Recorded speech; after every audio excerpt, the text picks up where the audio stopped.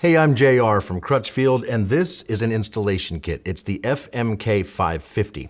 If you received it, there's something you need to know before you go to install your radio. This piece right here is a trim ring, and it is pre-installed on the kit, and you'll need to remove it before you can install the radio. It just pops out.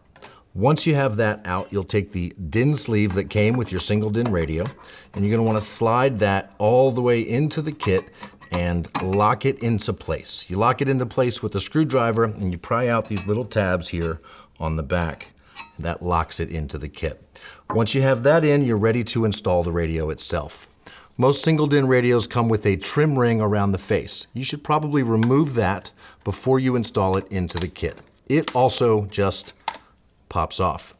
Once you have that off, you can take the radio and slide it into the installation kit, into your DIN sleeve, and lock it into place. Once you have it locked into place, you can use either your radio's trim ring or the trim ring that came with your kit, whichever one you feel looks better. In this case, we're going to use the one that came with the radio because it looks fantastic. I hope that helps. Thank you for watching.